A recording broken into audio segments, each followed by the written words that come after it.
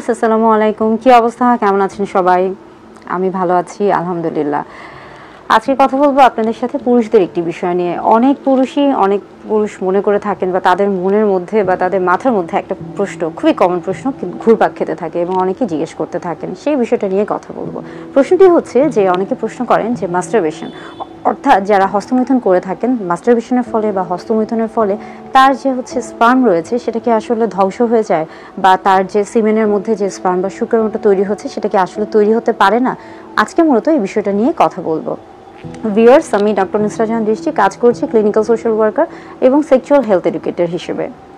পুরুষদের ক্ষেত্রে এই বিষয়টি সম্পর্কে জানতে হলে আগে বুঝতে হবে যে আসলে পুরুষদের মধ্যে যে প্রশ্নগুলো কাজ করে সেগুলো হচ্ছে যে হস্তমৈথুন দিনে কতবার করা যায়, কিংবা আসলে হস্তমৈথুন করা ভালো কি খারাপ, এবং করলেও সেটা কতটুকু করা উচিত বা কিভাবে করা উচিত, কিংবা হস্তমৈথুনের সাথে তার শারীরিক যে সম্পর্কটা রয়েছে বা তার যে যৌন জীবন রয়েছে এটা আসলে সম্পৃক্ত কিনা, কিংবা যিনি হস্তমৈথুনে অভ্যস্ত হয়ে পড়েছেন তিনি তার স্ত্রীকে আসলে যৌন তৃপ্তি দিতে পারবেন কিনা, কিংবা পরবর্তীতে তিনি বাচ্চা জন্মগ্রহণ করতে পারবেন কিনা, বা বাচ্চা জন্মদানে তিনি সহায়ক ভূমিকা পালন করতে পারবেন কিনা, এই বিষয়গুলোই আসলে একজন পুরুষের মাথার মধ্যে, মনের মধ্যে ঘুরপাক খেতে থাকে। তাহলে আমাদেরকে জানতে হবে যে আসলে এই যে হস্তমৈথুনের যে বিষয়টা এবং এটার সাথে সিমেনের যে বিষয় বা স্পার্মের যে বিষয়টা,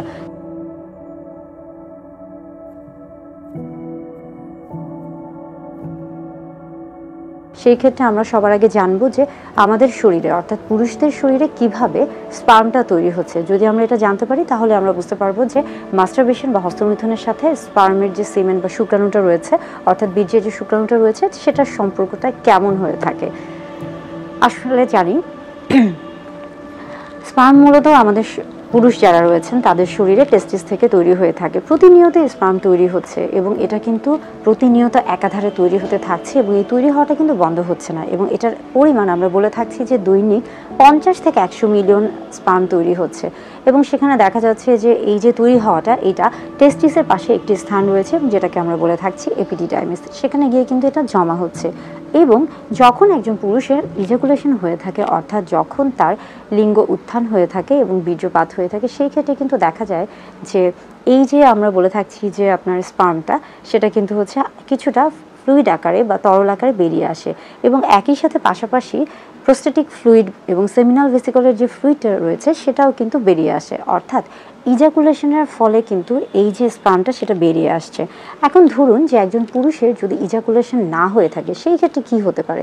সেই ক্ষেত্রে তার যে এই যে স্পার্মটা রয়েছে বা এই যে সিমেন্টটা রয়েছে সেটা কিন্তু এপিডিডাইমিসের মধ্যে রয়ে যায়, জমা হয়ে থাকে, এবং একটা পর্যায়ে কিন্তু সেটা সেখানে অ্যাবজর্ব হয়ে থাকে। অর্থাৎ এটা কিন্তু এমন না যে জমতে জমতে এটা অনেক বেশি হচ্ছে বা জমতে জমতে এটা উপচে পড়ে যাচ্ছে।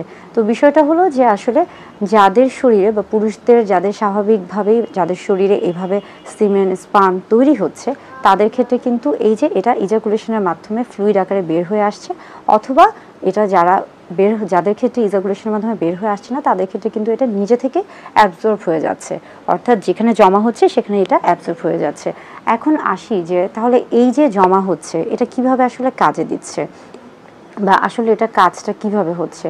একটা গবেষণায় দেখা গেছে 2005 সালে, সেখানে গবেষণা করা হয় যে এক দম্পতির মধ্যে যদি একজন পুরুষ একদিন সহবাস থেকে বিরত থাকে, কিংবা যদি তিনি 2 দিন সহবাস থেকে বিরত থাকে, অথবা 3 থেকে 5 দিন, অথবা 8 থেকে 10 দিন, কিংবা 12 থেকে 14 দিন, এইভাবে আসলে একজন পুরুষকে সহবাস থেকে বিরত রাখা হয়েছিল।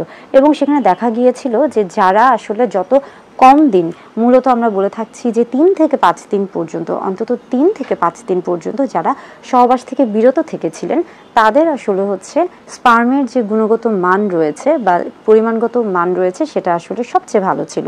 এবং যারা আসলে অনেক দিন ধরে সহবাস থেকে বিরত ছিল, যেমন ধরুন যে 10 থেকে 14 দিন কিংবা তারও বেশি, তাদের ক্ষেত্রে কিন্তু দেখা গেছে যে হ্যাঁ, সিমেনের সংখ্যাটা বেড়েছে, অর্থাৎ আমরা বলছি যে বীর্যের হয়তোবা সংখ্যাটা বেড়েছে, পরিমাণটা বেড়েছে, কিন্তু তাদের যে আমরা বলে থাকি যে গুণগত মান বা কোয়ালিটি, হ্যাঁ, সেটা কিন্তু কমে গিয়েছে। অর্থাৎ স্পার্মের ক্ষেত্রে আমরা বলে থাকছি যে মোটিলিটি, মরফোলজি, এগুলো সব কিছুর মানই কিন্তু কমে যায়।